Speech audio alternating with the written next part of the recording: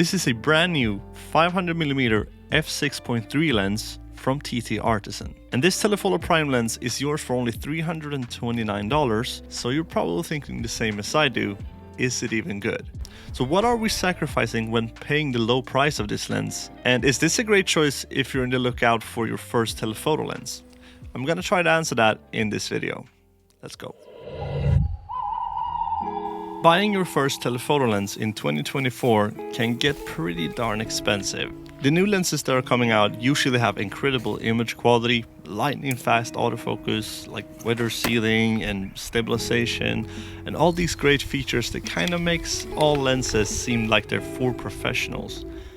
I'm not saying beginners should have bad gear, but these features do come with a price tag that is very hard to justify if you're not making money with your photography yet. So I think it's here. This lens comes in pretty good.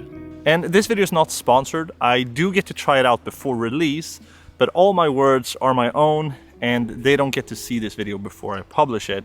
So if I don't like it, you are the first to know. So the first thing I noticed when I got this lens is how much it reminds me of an old lens. And I don't mean an old like in modern camera terms, I mean old, like the ones you find on thrift shops from like the 40s or 50s. And I don't mean this in a bad way. I think it's very cool how you can fit 500mm inside a fairly small lens like this. So it's all made of metal. I don't really see any parts that are plastic, which gives us a pretty solid weight around 1.6 kilos. So for reference, the 200 to 600 is 2.2 kilos. I wouldn't call this a lightweight lens, but I think it feels pretty compact and it doesn't come off as a cheap lens when holding it, which is pretty nice. And it comes with a metal lens hood that you screw off and on, and you also get a metal lens cap. So if we take a look at the back of the lens, it doesn't have a rubber gasket, so you shouldn't bring this out when it's raining or when it's really moist outside. There is a slight risk of moisture getting into the sensor, and we don't want that. So how's the autofocus on this lens, you may ask? This thing doesn't have autofocus, which we can see when we look at the metallic lens mount on the back. On autofocus lenses, you have small connectors which transfers like information between the lens and the camera, but again, here we don't have any of that, so it's completely manual, and that's probably why it kind of reminds you of an old lens. So how is it to use a fully manual lens? So the focus ring on this lens is very stiff, so for video work it works pretty good. So you can really smoothly change the focus like this. But let's say you're focused on a branch that's close to you and you want to shoot a bird that's far away, then you really need to turn the ring and twist it a lot. So it's a bit too resistant for my taste, since I'm doing like bird photography and wildlife photography mostly. So let's say if you compare it to another lens, usually you can just simply change focus by twisting the focus ring with like your thumb and your middle finger, and you don't need much strength at all. But on this, as I said, you really need to use some strength. And the same goes for the aperture ring. And speaking of aperture, this lens has a widest aperture of f6.3, which is the same as we have on the 200 to 600 when it's zoomed into the same focal length, like 500mm.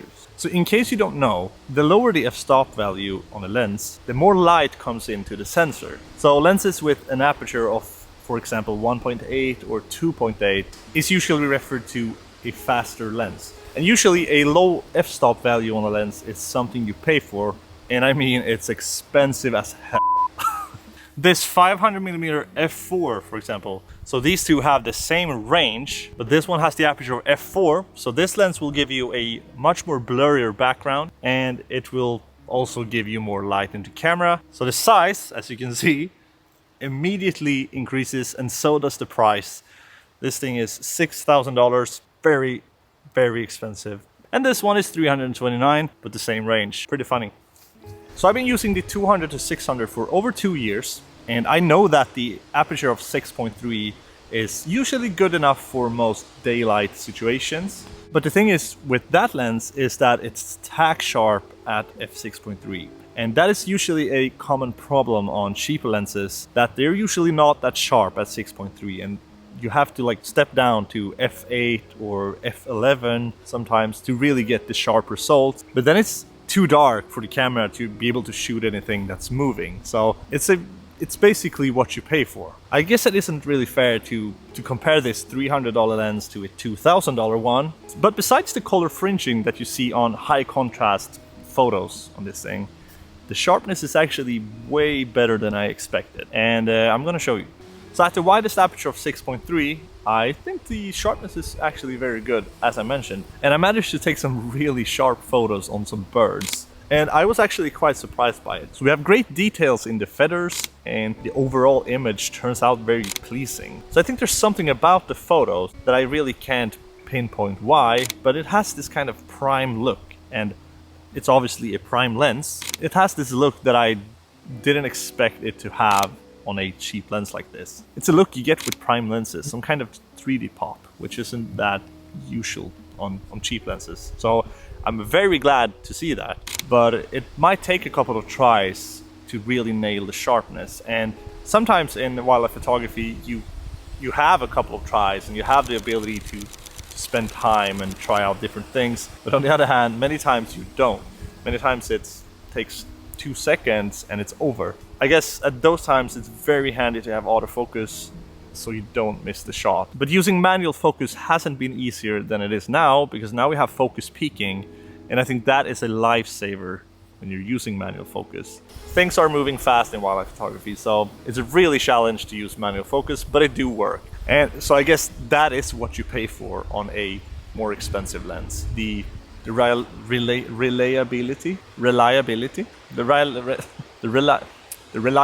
of a lens is what you pay for.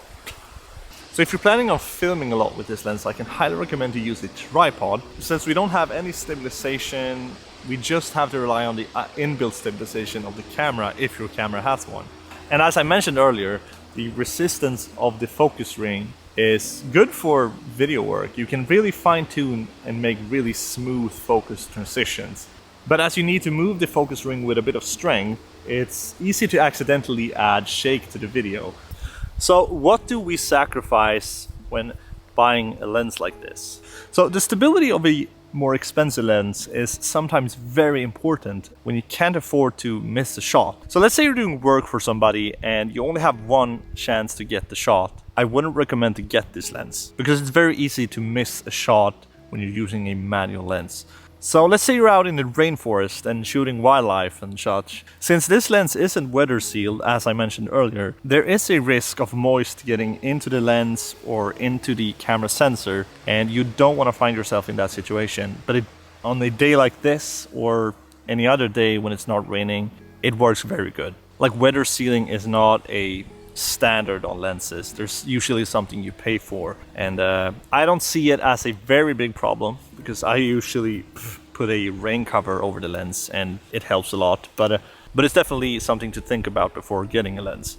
So I think we're sacrificing the professional stability and comfort and also the stabilization. So who is this lens for, and can I recommend you to buy it? Well, I'm very impressed by the quality of photos you can take with it.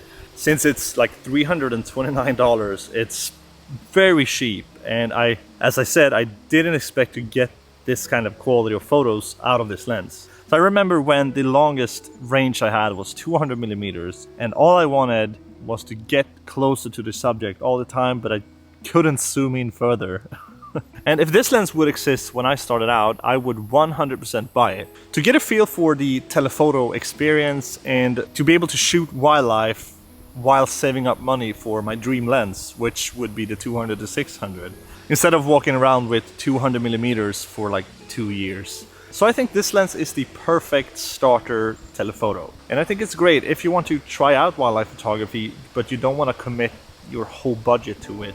And we all been there, like trying out all the different photography genres, and the other day you're shooting street photography, and then you're shooting cars and people, and then you want to try out wildlife. And then you suddenly stand there with your visa and are ready to spend thousands of dollars on something you haven't even tried out. So I think this lens is great if you want to try it out. Honestly, pretty cool, because if you're starting out manually and you get good at that, you will find it way easier when you then get an autofocus lens.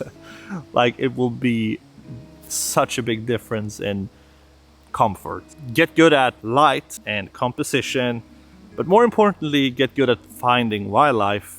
So I think this is a very good entry-level lens, and I can recommend you to buy it.